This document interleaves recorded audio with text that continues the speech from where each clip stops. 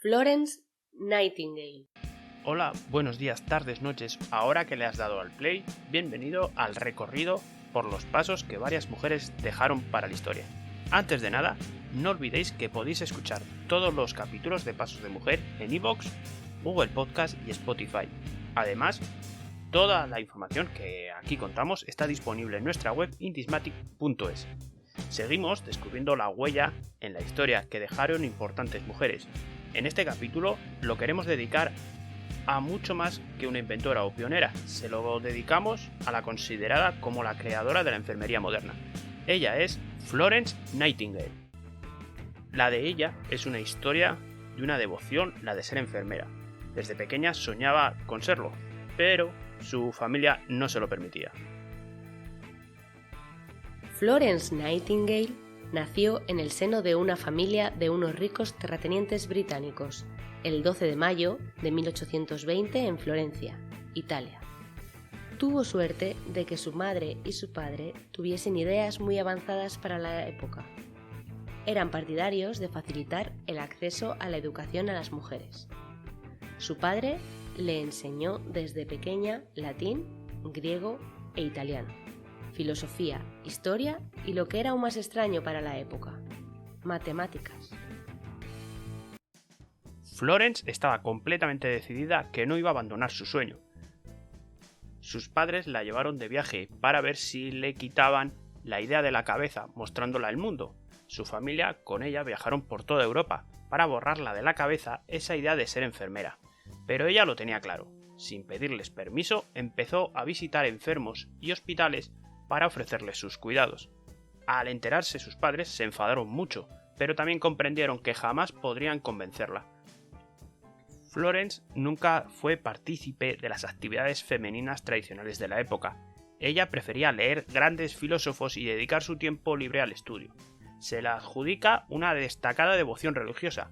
Cuenta la leyenda que en su creencia religiosa con Dios radica su gran interés por ser útil a los demás dedicándose a la enfermería.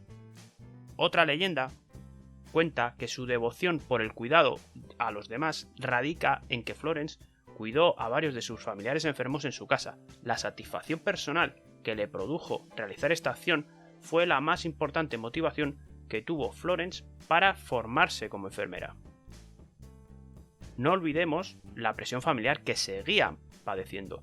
Tanto su madre como su hermana la presionaban para que se dedicase al rol de esposa y madre. Le advirtieron que el sueño que perseguía no era digno de una dama. En oposición a su madre y a su hermana, Florence trabajó arduamente para comenzar sus estudios de enfermería. En 1850 logró inscribirse en la institución de diaconisas protestantes de Kaiserberg, Alemania. Allí aprendió habilidades básicas de enfermería y la importancia de la observación pormenorizada del paciente. De ahí se trasladó a Londres, donde trabajó como enfermera en un hospital de Harley Street, atendiendo a enfermos. Su gran desempeño impresionó a sus jefes, quienes la pusieron al cargo del superintendente del lugar. También se ofreció como voluntaria en hospitales durante un tiempo, lidiando con un brote de cólera y condiciones insalubres que ocasionaban propagaciones de las enfermedades. Dada su experiencia en la observación y la estadística matemática, comprobó cómo en muchas ocasiones los pacientes morían por las condiciones insalubres con las que los médicos trataban a los pacientes. Esto inspiró a Florence a implementar protocolos de actuación, con el objetivo de mejorar la higiene de las instituciones médicas. En aquella época, los hospitales no eran tan limpios como los de ahora, y los cuidadores no es que cuidasen las condiciones higiénicas precisamente. Florence, que muchas veces hacía las rondas nocturnas con una lámpara, observó que las condiciones higiénicas un tanto deficientes causaban enfermedades. Condiciones vistas con los ojos actuales porque en aquella época se pensaba que se estaba haciendo bien las cosas. Y se empeñó en establecer unas normas de higiene para evitar que se propagaran los gérmenes.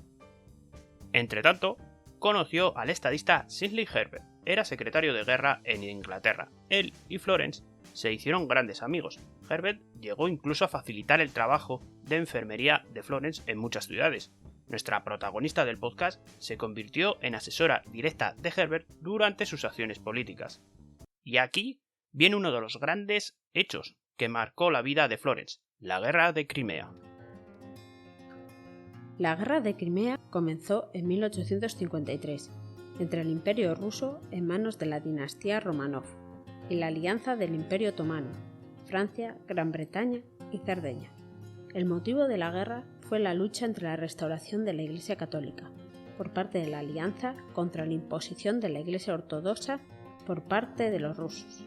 El conflicto se desarrolló en la península de Crimea, en el Mar Negro. Los aliados empezaron con buen pie el conflicto armado, pero se comenzaron a propagar gran cantidad de enfermedades y los ejércitos no disponían de las medicinas, ni médicos o enfermeras suficientes para recuperarse. El secretario de guerra Herbert convocó a Florence para que colaborase en el conflicto. Ella partió hacia Crimea junto a un grupo de enfermeras, muchas siendo voluntarias e inexpertas en el área de la salud. La experiencia de la guerra de Crimea la marcó la vida, a donde fue con un grupo de enfermeras voluntarias formadas por ella misma. Se encargó del cuidado de los soldados británicos durante la guerra de Crimea. Cuando el equipo de Florence llegó al lugar, vio un panorama muy complicado para curar a los pacientes. Los soldados que estaban heridos recibían tratamientos inadecuados debido a la falta de formación que tenían los médicos, lo que empeoraba la ya precaria salud de los heridos. Además, había pocas provisiones y suministros médicos. La higiene era inadecuada, traduciéndose en graves infecciones y aumento de muertes entre los heridos. De hecho, se sabe que muchos soldados fallecían a causa de las enfermedades que no estaban causadas por la guerra, sufrían complicaciones por las negligencias de algunos médicos. Durante la guerra de Crimea se produjo un hito en la vida de Florence, que la hizo ser conocida internacionalmente. Se la apodó la Dama de la Lámpara. Mientras transcurría la guerra, el periódico The Times publicó un artículo en la que describía detalladamente la labor de Florence Nightingale. A raíz de esa publicación, pasó a ser reconocida en Inglaterra como la Dama de la Lámpara. Se debía a que cuando los médicos se retiraban y los enfermeros se quedaban solos en el hospital a oscuras, Florence recorría todos los pasillos con su lámpara, observando a cada uno de los enfermos. El cuidado de Florence obtuvo fama por ser personalizado, brindando una buena atención a cada paciente.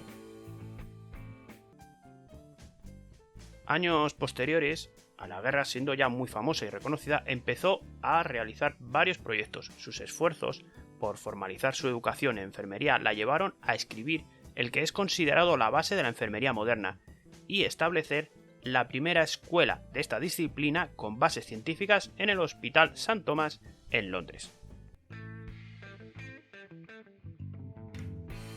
Realizó varias aportaciones que sentaron las bases para futuras investigaciones a nivel internacional en el área de la salud.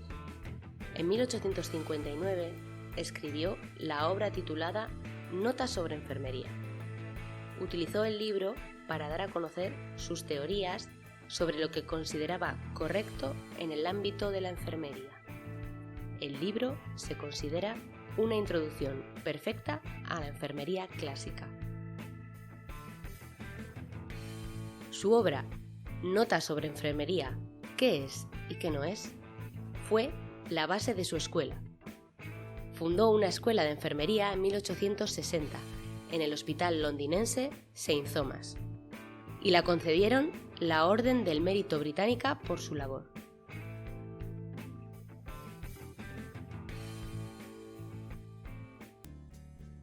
Es cierto que la idea con la que Florence escribió el libro principalmente era para sus estudiantes de enfermería, pero sirvió como base para el estudio y la investigación de muchas escuelas de enfermería a nivel mundial. Llamaron a Florence la Dama de la Lámpara, cuando hacía sus rondas nocturnas cuidando a los heridos. Conoció de cerca las desastrosas condiciones de los hospitales. A su vuelta de la guerra, se centró en luchar por conseguir mejoras sanitarias en todos los centros hospitalarios.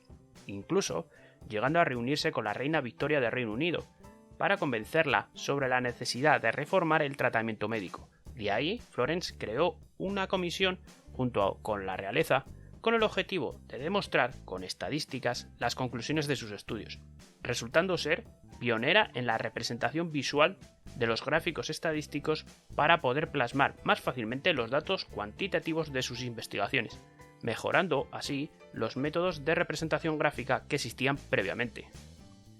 El 12 de mayo se celebra el Día Internacional de la Enfermería en su honor. Además, el año 2020 fue nombrado el Año de las Enfermeras, por cumplirse 200 años de su nacimiento. Y bueno, por qué no decirlo, también por estar las enfermeras en primera línea de fuego salvando vidas durante la pandemia.